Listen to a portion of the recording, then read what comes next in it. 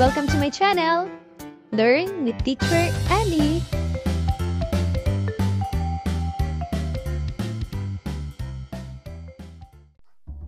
Matatag Curriculum, Makabansa, Grade 1, Quarter 3, Week 3. At ang ating tatalakayin ay tungkol sa una, batayang impormasyon sa pinagmulan ng sariling paaralan.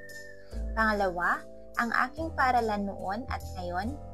Pangatlo, mahahalagang pangyayari at karanasan sa sariling paaralan.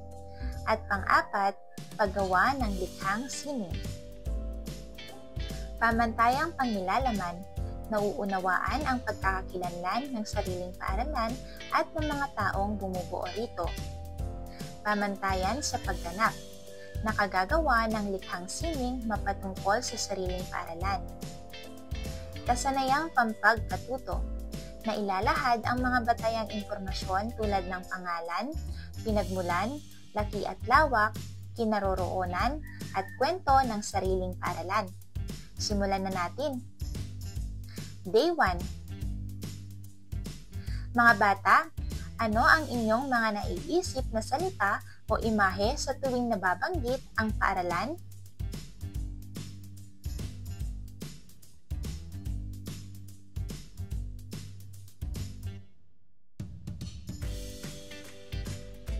Magaling! Sa araw na ito, tayo ay magbabasa ng isang maikling kwento.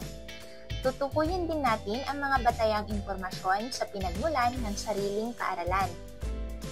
Narito ang mga gawaing pag-unawa sa mga susing salita o parilala. Taguyod, pagbibigay tulong o suporta. Naitatag, naitayo ang isang lugar o pangkat. Tahanan, at lugar kung saan naninirahan ang pamilya. Ating talakayin ang batayang impormasyon sa pinagmulan ng sariling paaralan. Magbasa tayo. Handa na ba kayo? Ang ating babasahin ay pinamagatang Ako at ang Aking Paaralan na isinulat ni J.B. V. Villagracia at iginuhit ni Eileen D. Castuera. Ang paaralan ko ay itinuturing kong pangalawang tahanan. Sa paaralan, matututo tayong bumasa, sumulat at bumilang. Dito rin malilinang ang ating talento at mga kakayahan. Ito ang paaralang Marcos Pimentel, ang aming paaralan. Ipinangalan ito kay Ginoong Marcos Pimentel na nagbigay ng lupa.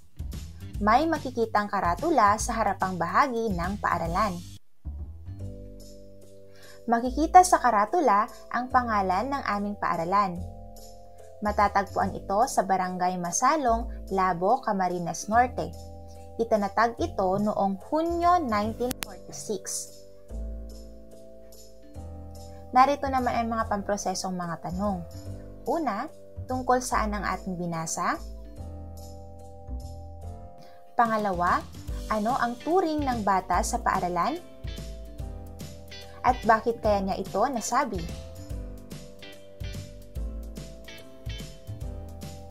Pangatlo, ano ang ibig sabihin ng ang paaralan ay ang ating pangalawang tahanan? Pang-apat, ano ang pangalan ng tauhan sa kwento?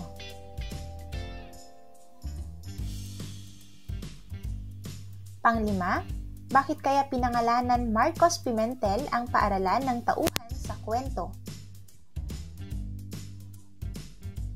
At pang-anim, ano sa tingin ninyo ang mga batayan sa pagpapangalan ng paaralan?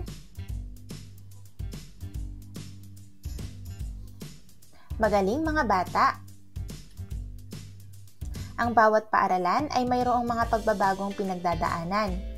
Ang mga mahahalagang pangyayari ang bumubuo sa kwento ng paaralan. Ngayon ay talakayin ang kwento ng sariling paaralan. Una, ano ang pangalan ng ating paaralan? Kanino o saan ipinangalan ang paaralan? Ano ang eksaktong lokasyon ng paaralan?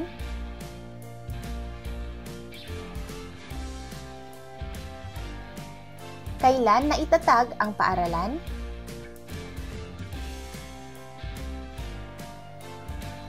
Ano ang nasa lugar ng paaralan bago ito maging kasalukuyang estruktura?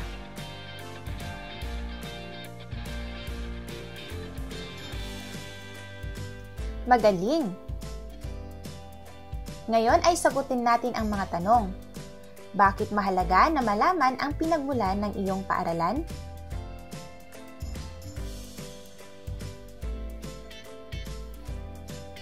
Ano ang mga batayang impormasyon na natalakay tungkol sa iyong sariling paaralan?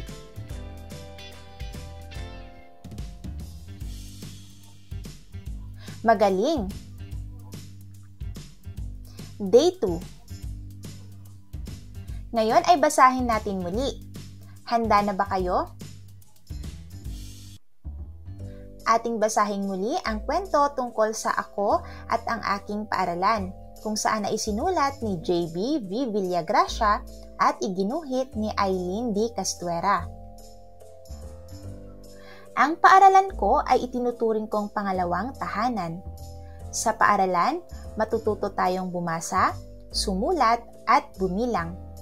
Dito rin malilinang ang ating talento at mga kakayahan. Ito ang paaralang Marcos Pimentel, ang aming paaralan. Ipinangalan ito kay Ginoong Marcos Pimentel na nagbigay ng lupa. May makikitang karatula sa harapang bahagi ng paaralan. Makikita sa karatula ang pangalan ng aming paaralan. Matatagpuan ito sa Barangay Masalong, Labo, Camarines Norte. Itinatag ito noong Hunyo 1946. Ngayon ay sagutin natin ang mga tanong. Ano ang mga bagong kaalaman ang maaari nating idagdag mula sa talakayan kahapon? Maaari niyo bang isulat dito?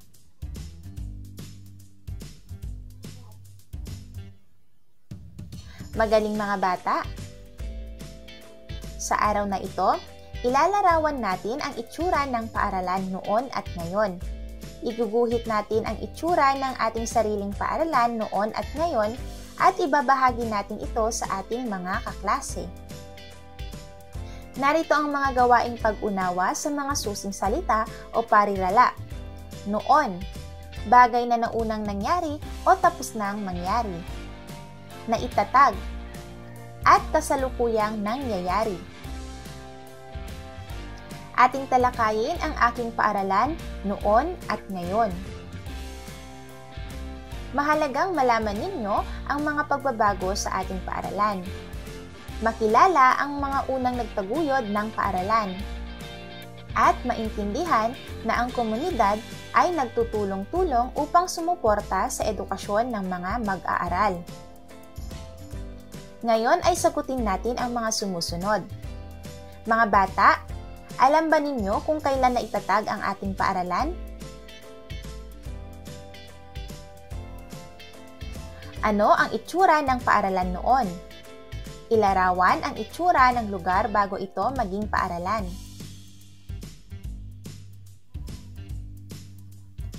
Alam niyo ba kung sino ang unang naging punong guro ng ating paaralan? Sino-sino ang tumulong upang maitaguyod ang paaralan? Maaaring magbigay ng ilang mga organisasyon o mga kasapi ng pamahalaan na nagbigay tulong.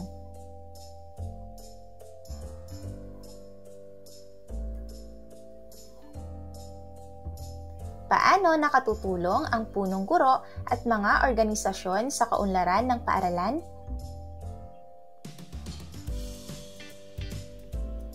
At bakit mahalaga ang mga pagbabago?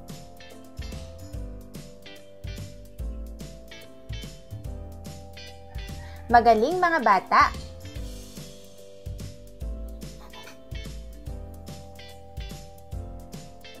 Ngayon ay isagawa ang mga sumusunod.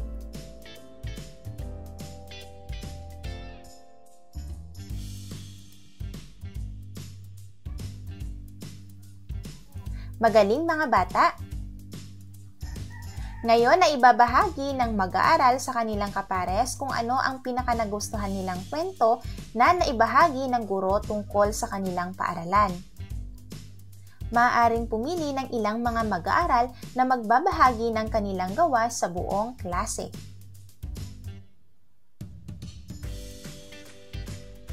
Mga bata, ano ang pinagkaiba ng iyong paaralan noon at ngayon?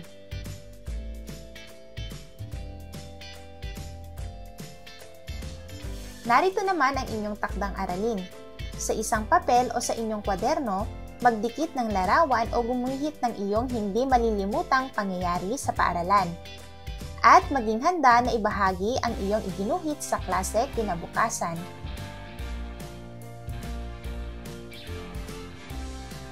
Day 3. Ngayon ay magkakaroon tayo ng isang gawain.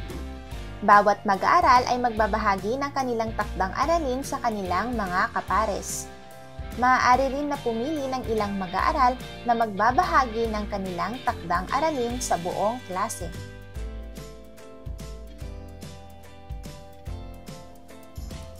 Magaling! Sa araw na ito, ilalarawan natin ang mga halimbawa ng mahahalagang pangyayari sa paaralan.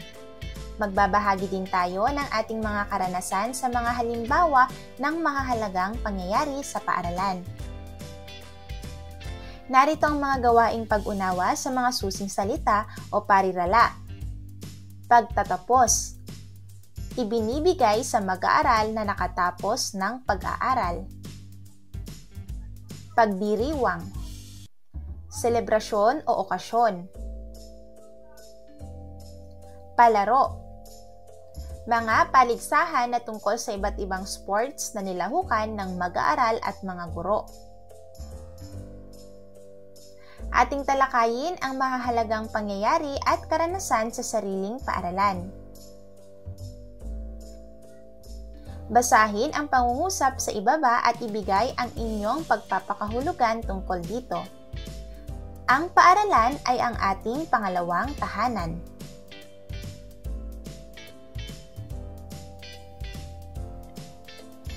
Magaling mga bata! Ngayon naman ay sagutin natin ang tanong. Ano ang hindi ninyo malilimutang pangyayari sa paaralan?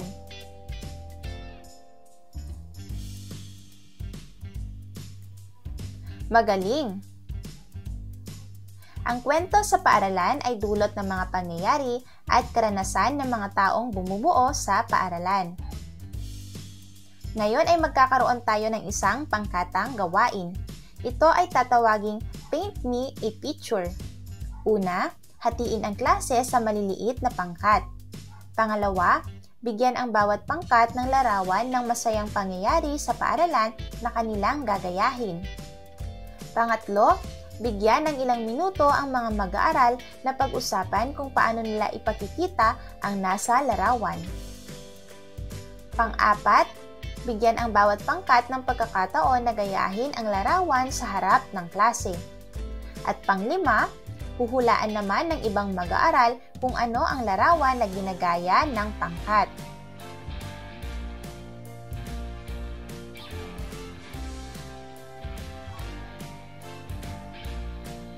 Magaling! Ngayon ay sagutin natin ang mga tanong. Una, ano-ano ang naging mga pananda ninyo sa mga larawan upang mahulaan ang ipinahihiwatig nitong pangyayari?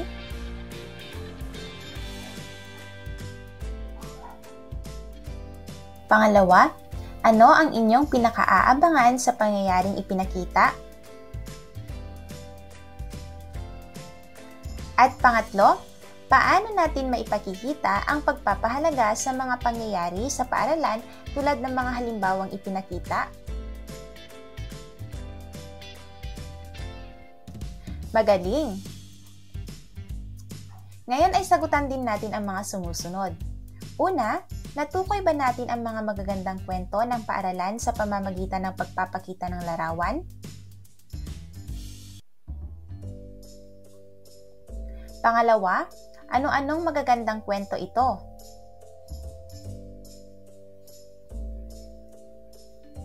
Day 4. Ngayon ay tukuyin ang mga mahalagang pangyayari na nasa larawan.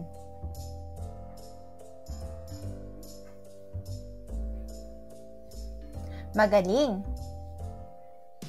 Ang kwento ng paaralan ay dulot ng mga pangyayari at karanasan ng mga taong bumubuo sa paaralan. Sa araw na ito, tayo ay gagawa ng likhang sining na tumutukoy sa batayang impormasyon ng ating paaralan. Narito ang mga gawaing pag-unawa sa mga susing salita o parirala. Hinaharap, mga bagay na mangyayari pa lamang. Ating talakayin ang paggawa ng likhang sining. Ngayon ay magkakaroon tayo ng isang pangkatang gawain. Una, hatiin ang klase sa maliliit na pangkat. Pangalawa, bawat pangkat ay bibigyan ng Manila paper na nahahati sa 3. At pangatlo, magtutulong-tulong ang mga mag-aaral na iguhit ang larawan ng paaralan noon.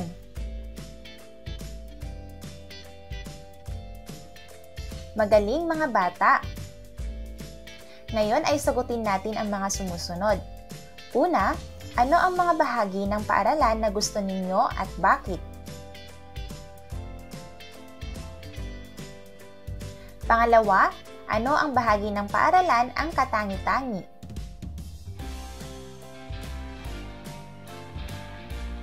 Pangatlo, paano ninyo natutukoy ang kaibahan ng paaralan noon at ngayon? At pang-apat, anong masasabi ninyo sa mga pagbabago sa paaralan? Magaling! Ngayon ay magkakaroon muli tayo ng isang pangkatang gawain. Magtutulong-tulong ang mga mag-aaral na iguhit ang larawan ng paaralan sa hinaharap. Sagutin ang mga sumusunod na tanong. Una, ano ang nais ninyong magbago sa paaralan natin ngayon? Pangalawa, ano kaya ang mga maaari pa nating gawin habang nasa paaralan? Magaling! Ngayon na isagawa ang nasabing gawain. Pagpapakita ng natapos na gawain sa klase. Bawat pangkat ay magpapakita ng kanilang mga gawa sa harapan. Ilalarawan ng mga mag-aaral ang itsura ng paaralan noon, ngayon at nais nila sa hinaharap.